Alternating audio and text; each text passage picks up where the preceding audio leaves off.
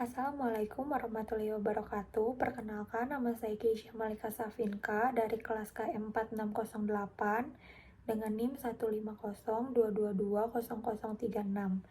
Di sini saya akan menjelaskan tentang pengantar ilmu komunikasi yang berjudul komunikasi kelompok. Kelompok adalah 3 orang atau lebih yang saling berinteraksi satu sama lain sekian lama dan bergantung satu sama lain serta mengikuti aturan bersama untuk mencapai tujuan yang sama. Tim adalah sebuah jenis kelompok khusus dicirikan dengan anggota yang memiliki sumber daya yang berbeda dan saling melengkapi serta memiliki rasa identitas yang kuat. Perbedaan kelompok dengan tim itu terdiri dari orang-orang yang membawa sumber daya yang berbeda dan khusus untuk proyek bersama. Tim mengembangkan rasa ketergantungan dan rasa identitas yang sangat kuat dibandingkan standar kelompok kebanyakan. Komunikasi kelompok yang dilakukan dalam kelompok kecil, jadi bersifatnya tatap muka. Manfaat komunikasi kelompok: saling bertukar informasi, menambah pengetahuan, memperteguh atau mengubah sikap dan perilaku, mengembangkan kesehatan mental, serta meningkatkan kesadaran kelompok. Faktor yang mempengaruhi efektivitas komunikasi kelompok adalah ada 2. Yang pertama, faktor situasional, yaitu ukuran dan kepemimpinan kelompok. Yang kedua itu faktor personal, kebutuhan personal anggota kelompok, serta peran anggota kelompok. Ukuran kelompok. Kebanyakan peneliti mengartikan bahwa sebuah kelompok kecil memiliki paling tidak sedikit itu ada 3 dan paling banyak itu 12 atau 15, karena semakin banyak anggota kelompok maka akan semakin renggang hubungannya. Kepemimpinan dalam kelompok memiliki 2 fungsi utama, yaitu menjaga kesatuan kelompok, mendorong produktivitas kelompok. Jenis kepemimpinan itu ada otoriter, demokratis, dan laissez-faire. Kebutuhan personal anggota kelompok. Orang bergabung dalam kelompok untuk mengejar kebutuhan individu dalam konteks sosial. Kelompok membantu individu dalam memenuhi sejumlah sasaran, termasuk bersosialisasi dan pertemanan, dukungan untuk pengembangan atau perubahan pribadi, pertumbuhan rohani, dan keuntungan ekonomi. Peran anggota kelompok ada 3. Yang pertama, peranan tugas, memperlancar pelaksanaan pekerjaan. Contohnya menawarkan gagasan, mengemukakan metode dan rencana, meminta informasi dan pendapat, dan yang lainnya. Yang kedua, peranan pemeliharaan, menjaga keutuhan tim. Contohnya memberi pujian, menunjukkan kebahagiaan dan dukungan, menengahi perbedaan, dan yang lainnya. Yang ketiga, peranan mengganggu, menghalangi kelompok menyelesaikan tugas, mengurangi minat anggota kelompok untuk bersatu. Contohnya, menyerang kedudukan seseorang, menentang gagasan kelompok dengan alasan pribadi, mencemooh, dan yang lainnya.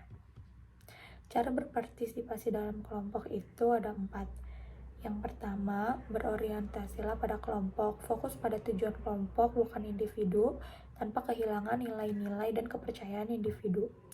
Pusatkan konflik pada masalahnya, pisahkan orang dari perilakunya dan fokus pada solusi. Yang ketiga, bersikaplah tanpa prasangka secara kritis. Tunda kesimpulan sampai mendengar dari sudut pandang yang berbeda. Yang terakhir, pastikan cek dan recheck pemahaman kelompok akan gagasan kita dan pemahaman kita akan gagasan anggota tim. Group think ditulis dalam buku karya Irving Janis 1972, The Victim of Groupthink. Groupthink itu suatu cara pertimbangan yang digunakan anggota kelompok ketika keinginan mereka akan kesepakatan melampaui motivasi mereka untuk menilai semua rencana tindakan yang ada. Groupthink terjadi ketika sebuah kelompok kemiripan antara anggota yang tinggi, memiliki hubungan yang baik satu sama lain, gagal untuk menyadari sepenuhnya akan adanya pendapat yang berlawanan, menekan konflik hanya agar mereka dapat bergaul dengan baik, tidak secara penuh mempertimbangkan semua solusi yang ada. Gejala groupthink itu ada 3. Penilaian berlebihan terhadap kelompok, ketertutupan pikiran, dan tekanan untuk mencapai keseragaman. Ada contoh kasus dari Johnstown. Johnstown adalah tempat yang dipakai oleh sekte People Temple, pemimpinan seorang pendeta Nasrani asal Amerika Serikat, Jim Jones, bertempat di Guyana, Amerika Selatan. Pada 18 November 1978, sebanyak 918 orang anggota People's Temple melakukan bunuh diri dengan meminum sari anggur dicampur sianida. Bunuh diri massal ini terjadi setelah Johnstown dikunjungi oleh anggota Senat Leo Ryan dan kru televisi NBC, lalu beberapa warga meminta kru menolong mereka keluar dari Johnstown. Contoh kasus yang kedua ada dari Golkar dan Presiden Soeharto. Pada pemilihan umum 1997, DPR dan MPR secara bulat dan satu suara dipimpin oleh Harmoko, Ketua MPR dan Golkar, memilih Soeharto untuk masa jabatan yang ketujuh kalinya. Pada Mei 1998, Harmoko dan beberapa perwakilan tokoh masyarakat lainnya meminta Soeharto untuk mundur sebagai presiden. Nah, penggunaan teori untuk kasus lain, kasus perseteruan antar supporter sepak bola, kasus bagaimana terbentuknya sekte-sekte agama yang dianggap sesat, dan yang terakhir kasus kehidupan geng seperti sepeda motor, mafia, atau preman, atau gaya hidup isolasi komunitas-komunitas budaya tertentu, seperti suku-suku terasing yang menolak modernisasi seperti Baduy. Sekian dari saya, mohon maaf bila ada kesalahan. Wassalamualaikum warahmatullahi wabarakatuh.